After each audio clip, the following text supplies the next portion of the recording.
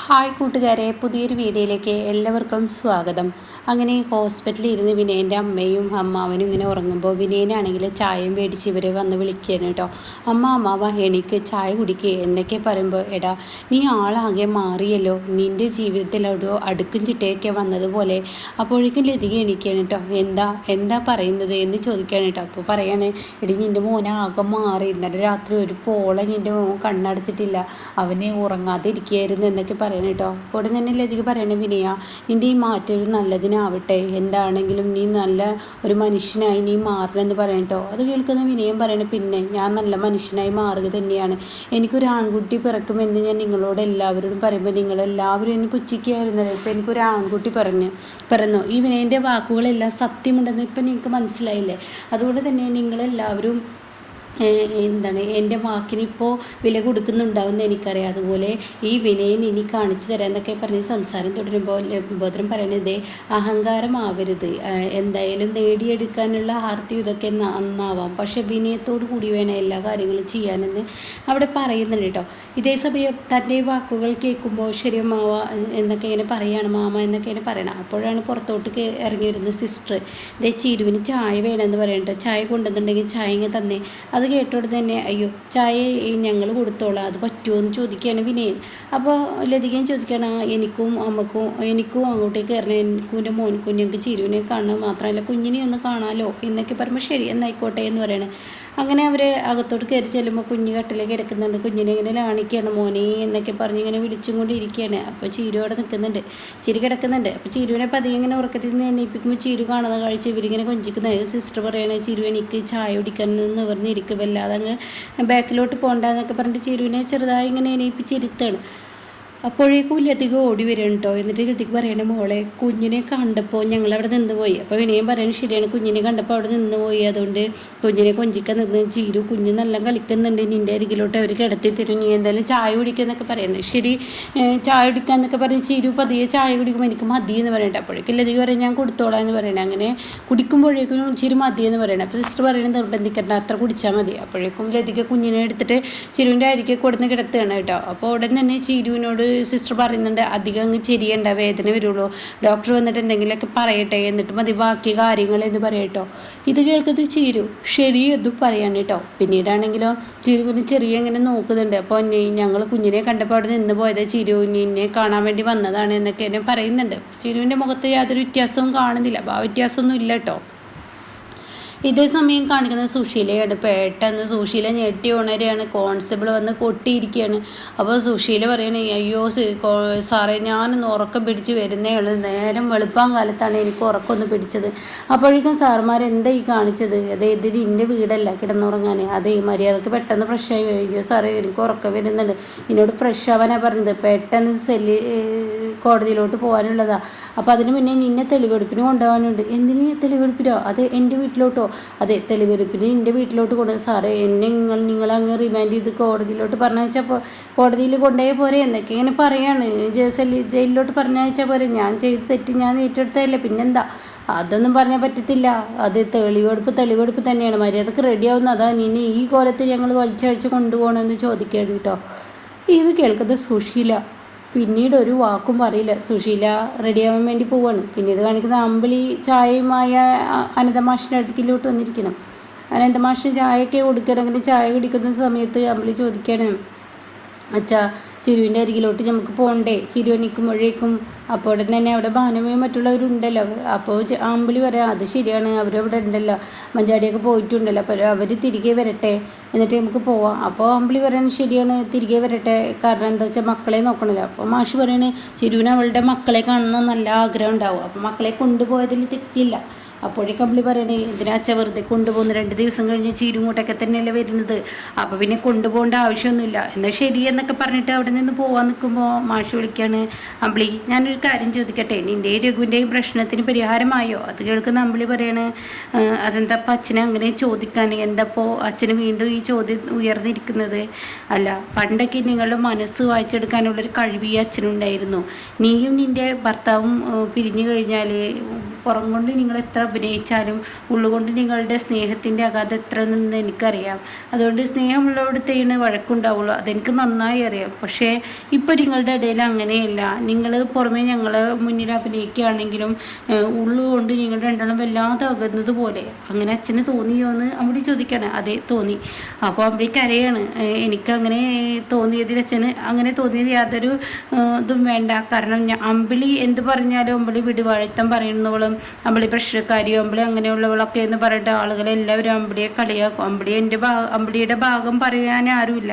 എന്നാൽ രഘുവേട്ടൻ്റെ ഭാഗം പറയുന്നത് കൊണ്ട് തന്നെ രഘുവേട്ടൻ അത് മുതലെടുപ്പ് നടത്തുന്നുണ്ട്. അതുകൊണ്ട് രഘുവേട്ടനും ഞാനും ഇനിയൊരു വഴക്കുണ്ടാവില്ല. ഞാനും രഘുവേട്ടനും ഒരുപാട് അകന്നുപോയി. രഘുവേട്ടൻ എന്നിൽ നിന്ന് അകലുന്നത് എന്താണെന്ന് എനിക്കറിയില്ല. അതുകൊണ്ട് അച്ഛൻ തന്നെ ഇതിന് തീർപ്പുണ്ടാക്കണം, അച്ഛൻ തന്നെ എന്തെങ്കിലും ചെയ്യണം. ഞാനായിട്ട് ഇനി ആർക്കും ഒരു പ്രശ്നം ഉണ്ടാക്കില്ല എന്ന് പറയുന്നു കേട്ടോ. അങ്ങനെ ആ ഒരു ചോദ്യത്തിന് മുന്നിൽ അമ്പിളിയുടെ ആ ഒരു പറച്ചിലിന് മുന്നിൽ മാഷാകെ തകർന്നിരിക്കുകയാണ്. ഇതേ സമയം കാണിക്കുന്നത് എല്ലാം അനു ഇപ്പോൾ ഇനിയിപ്പോൾ അങ്ങോട്ടേക്ക് വരുമോ എന്ന് ചോദിക്കുന്നുണ്ട്. അനുമോൾ ഇപ്പോൾ എന്തായാലും തെളിവെടുപ്പിന് അങ്ങോട്ട് പോയിക്കല്ലേ.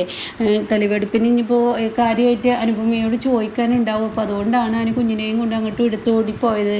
അല്ല ഇനിയിപ്പോൾ സുശീല വരുമ്പോൾ തെളിവെടുപ്പിന് അനു അവിടെ ഉണ്ടെങ്കിൽ അത് പോലീസുകാർക്ക് എന്തെങ്കിലുമൊക്കെ ചോദിക്കാനുണ്ടാവും. അല്ല അനുവിന് സന്തോഷം തന്നെ ആയിരിക്കില്ലേ. എന്തിനാണ് ഇനിയിപ്പോൾ അവരെ തെളിവെടുപ്പിന് കൊണ്ടുവരുന്നത്? അവരെ അങ്ങനെ കോടതിയിലോട്ട് കൊണ്ടുപോയാൽ പോരെ. അപ്പോൾ തന്നെ മാഷ് പറയണേ അതൊക്കെ നിയമത്തിൻ്റെ ആ ഒരു ഇതാണ്, അത് ചെയ്തല്ലേ പറ്റുള്ളൂ. അല്ല അങ്ങനെ ചെയ്യണമല്ലോ. കാരണം അവർ ചെയ്ത ശിക്ഷ അങ്ങനെയെങ്കിലും ജനങ്ങൾ അറിഞ്ഞവരാകെ നാണം കേട്ടെ. അവിടെ ആ തലയുയർപ്പുണ്ടല്ലോ അതങ്ങ് ഇല്ലാതാവട്ടെ എന്നൊക്കെ നമ്മൾ പറയുന്നത് കേട്ടോ. എന്തായാലും അവർക്ക് വേണ്ട ശിക്ഷ കിട്ടട്ടെ. അപ്പോൾ തന്നെ മാഷ് പറയണേ എന്താണെങ്കിലും മക്കളുടെ ആ ഒരു മാനസികാവസ്ഥ ആലോചിക്കണം. എത്ര ഇതായാലും പെറ്റമ്മ തന്നെയല്ലേ. അച്ഛനെയും അമ്മമാരൊക്കെ ഇങ്ങനത്തെ അവസ്ഥയിൽ കാണുക പറയുന്ന മക്കളുടെ വേദന എത്രമാത്രം ഉണ്ടാവും. അത് കേട്ടോടെ തന്നെ നമ്മുടെ പറയുന്നത് ശരിയാണ്. ഇന്ദ്ര ഇനിയിപ്പോൾ അവൻ്റെ അമ്മ കയ്യിൽ വിലങ്ങ് വെച്ച് വരുന്നത് കണ്ടാൽ ഇന്ദ്ര ഇനിയിപ്പോൾ ഈ കേസ് ഒന്നും വേണ്ടെന്ന് പറയും. അതൊന്നും ഇനി പറയാൻ പറ്റത്തില്ല. ഇന്ദ്ര വിചാരിച്ചാൽ പോലും ഇനി കേസ് കയ്യിൽ നിൽക്കില്ല. ഇത് തെളിവുകളെല്ലാം സുശീലയ്ക്കെതിരെ അതല്ലേ. അപ്പം ഇനിയൊന്നും ചെയ്യാൻ പറ്റത്തില്ല എന്ന് പറയും കേട്ടോ. എന്തായാലും അനുവിന് ഇനിയിപ്പോൾ മനസ്സമാധാനമല്ല. അനുവിന് അങ്ങനെ സമാധാനമൊന്നുമില്ല. അനുവിന് തന്നോട് ചെയ്തതൊന്നല്ലല്ലോ അനുവിൻ്റേത്. കാരണം അവൾക്ക് വിഷമം തന്നെയാണ് സുശീലയ്ക്ക് ഇങ്ങനെ ഒരു അവസ്ഥ വന്നത്. സ്വന്തം മക്കളുടെ മുന്നിൽ സുശീല ഈ അവസ്ഥയിൽ വന്നിറങ്ങുമ്പോൾ ആ മക്കൾക്ക് ഉണ്ടാകുന്ന വേദന ആലോചിച്ച് അനുവിന് വിഷമം തന്നെയെന്ന് പറയുന്നുണ്ട് കേട്ടോ. ഇതേ സമയം ദയയുടെ വീടാണ് കാണിക്കുന്നത്, ശബരിയുടെ വീട്. അപ്പോൾ രാമനാഥൻ്റെ അരികിലോട്ട് വാസന്തി വന്നിട്ട് പറയണേ അനിതേ നീ പെട്ടെന്ന് റെഡിയാവ്. അപ്പോൾ സോറി കേട്ടോ ധനനാണ് അത് പറയുന്നത്. അപ്പോൾ ഉടൻ തന്നെ അനിത പറയണ അയ്യോ ഇന്ന് ഞാനില്ല വാസന്തി ചേച്ചി ശബരി ദയയും കൂട്ടി പോവല്ലേ. അപ്പോൾ ഉടൻ തന്നെ ഇതെന്തിനപ്പോൾ കുടുംബത്തുള്ളവരെല്ലാം പ്രചരണത്തിന് ഇറങ്ങുന്നതെന്ന് രാമനാഥൻ ചോദിക്കുകയാണ്. അത് കേട്ട ഉടൻ തന്നെ ദയ ഇറങ്ങുന്നത് നല്ലതാണ്. അപ്പോഴാണ് രാമനാഥൻ ആ ന്യൂസ് കാണുന്നത്. നിരപരാധിയായിരുന്ന അനുപമയെ എന്തിനാണ് സ്ഥാനാർത്ഥി പദവിയിൽ നിന്ന് മാറ്റിയത് എന്നൊക്കെ ചോദ്യം ഉയർന്നു വരുന്നു എന്നുള്ള ആ ഒരു സത്യം മനസ്സിലാക്കുകയാണ് കേട്ടോ. അപ്പോൾ ഈ ഒരു സത്യങ്ങൾ ഇങ്ങനെ പറയുമ്പോൾ ഉടൻ തന്നെ അവിടെ വാസന്തി പറയണേ അതിന് വേണ്ടിയിട്ടാണ് ദയയെ ഞാൻ കൊണ്ടുപോകുന്നത്. ദയ എന്ന് പ്രചരണത്തിന് ഇറങ്ങിയ ഒരു കാര്യമുണ്ട്. ദയ എന്ന് പ്രചരണത്തിന് ഇറങ്ങിയ ദയ കാരണമാണല്ലോ എനിക്ക് സീറ്റ് എത്തിയതും ആദ്യം സുശീല ഒരു പെരുങ്കള്ളിയാണെന്ന് സത്യം ദയാണല്ലോ വിളിച്ചു പറഞ്ഞത്. ഇപ്പോൾ ദയ വീണ്ടും ഇറങ്ങും, ആളുകൾ ശ്രദ്ധ നേടും. അതുമാത്രമല്ല എന്നിലോട്ട് വോട്ടുകൾ കുതിച്ചുയരും. മാത്രമല്ല കുറച്ച് ദിവസം കഴിഞ്ഞ് അനുപമയും ഞാൻ ഇറക്കും. അപ്പോൾ അനുപമയുടെ ആ നാണക്കേടും മാറുന്നൊക്കെ അതിന് പറയാണ്. അപ്പോൾ അത് കേൾക്കുന്ന ശബരി അങ്ങോട്ടേക്ക് വരികയാണ്. നിങ്ങൾ നന്നായി പഠിച്ചിരിക്കുന്നു ഇപ്പോൾ ഒരു രാഷ്ട്രീയം എങ്ങനെ കളിക്കാമെന്നൊക്കെ. പക്ഷേ രാഷ്ട്രീയം കുടുംബത്തിനുള്ളിൽ നിങ്ങൾക്ക് വേണമായിരുന്നു. അത് കേട്ടോടെ തന്നെ വസന്തി ചോദിക്കുക കുടുംബത്തിനുള്ളിൽ ഞങ്ങൾ ചെയ്യില്ല, ഞങ്ങളുടെ കുടുംബമാണ് ഏറ്റവും വലുത്, അല്ലാതെ രാഷ്ട്രീയമല്ല എന്ന് പറയണത്. എന്നിട്ടാണോ ദയ ഇന്നലെ രാത്രി ചേച്ചിയെ കാണാൻ പോകാമെന്നൊക്കെ പറഞ്ഞ് ദയ ഇന്ന് രാവിലെ തന്നെ പ്രചരണത്തിന് ഇറങ്ങിയത്. അപ്പം നിങ്ങളുടെ രാഷ്ട്രീയ കളിയല്ലേ. അപ്പോൾ അത് കേട്ടോടെ തന്നെ വസന്തി പറയണത് അതിനെന്താ ശബരി, ഞങ്ങൾ പ്രചരണത്തിന് ഇറങ്ങിയതിന് ശേഷം ഹോസ്പിറ്റലിലോട്ടും ദയയും കൂട്ടിയിട്ട് ചിരുവിനെ കാണാൻ പോകുന്നുണ്ട്. അപ്പോൾ അവിടെയും ഒരു രാഷ്ട്രീയം നടത്താനുള്ള പരിപാടിയാണല്ലേ എന്ന് ചോദിക്കുകയാണ് ഈ പറയുന്ന ശബരി കേട്ടോ. അയ്യോ അങ്ങനെയല്ല, എന്നാൽ അങ്ങനെയാണോ എന്ന് ചോദിച്ചാൽ അങ്ങനെയാണ്. ഇനിയിപ്പോൾ എന്തായാലും ദയയും കൊണ്ട് അങ്ങോട്ട് പോകണമല്ലോ. ഉടൻ തന്നെ അനിത പറയണേ അപ്പോൾ തവണ വാസന്തിക്ക് തന്നെയാണല്ലോ ജയം. എന്തായാലും അശോകേട്ടൻ വരുന്നുണ്ട് എന്ന് പറയുന്നു. പക്ഷെ ആ പണം കിട്ടാത്തതുകൊണ്ട് അശോകേട്ടൻ വരില്ല. അല്ലെങ്കിൽ അശോകേട്ടൻ്റെ ഒരു വോട്ടോ ഈ പറയുന്ന വാസന്തിക്ക് കിട്ടിയിരുന്നു എന്ന് പറയും കേട്ടോ. അയ്യോ അങ്ങനെയായിരുന്നു എന്ന് വാസന്തി പറയുന്നുണ്ട്. പിന്നീട് കാണിക്കുന്ന ഇന്ദ്രൻ അതുപോലെ ശ്യാമ്, സോന, പ്രതിഭ ഒക്കെയാണ്. അവരിങ്ങനെ നിൽക്കുമ്പോൾ ഇന്ദ്രൻ പറയണ അമ്മയെ തെളിവെടുപ്പിന് കൊണ്ടുവരുന്നുണ്ടെന്ന് പറഞ്ഞിട്ട് അപ്പോൾ പോലീസ് വിളിച്ചത്. അത് കേൾക്കുന്ന സോന ചോദിക്കുക എന്തിനാണ് ഇപ്പോൾ അമ്മയെ ഇങ്ങോട്ട് തെളിവെടുപ്പിന് കൊണ്ടുവരുന്നത്. പക്ഷെ അപ്പോൾ തന്നെ ഇത് കേട്ട ശ്യാമ് പറയണ തെളിവെടുപ്പിന് കൊണ്ടുവരുമല്ലോ, അതങ്ങനെയാണല്ലോ. അപ്പോൾ സത്യം പറയണേ അമ്മയെ ഇപ്പോൾ ഇനി വിലങ്ങ് വലിച്ചിട്ടാണാവോ കൊണ്ടുവരുന്നത്. അപ്പോഴേക്കും സോന പറയണേ ഇനിയിപ്പോൾ വിലങ്ങ് വെച്ചിട്ടാണാവോ.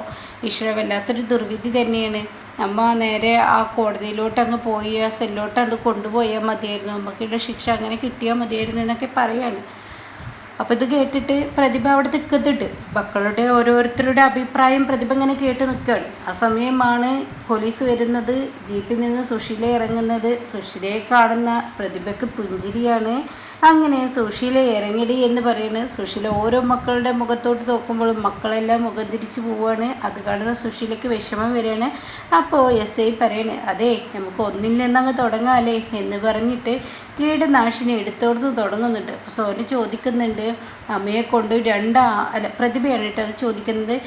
ഇനിയിപ്പോൾ അമ്മ ചെയ്തത് അത് രണ്ടാമത് ഇവിടെ ചെയ്യിപ്പിക്കുമെന്ന് ചോദിക്കുന്നുണ്ട് കേട്ടോ. അപ്പോൾ തന്നെ അങ്ങനെ ഉണ്ടാവില്ല, അതിൻ്റെ ഏകദേശം ഉണ്ടാവുമെന്ന് ശ്യാം പറയുന്നുണ്ട് കേട്ടോ.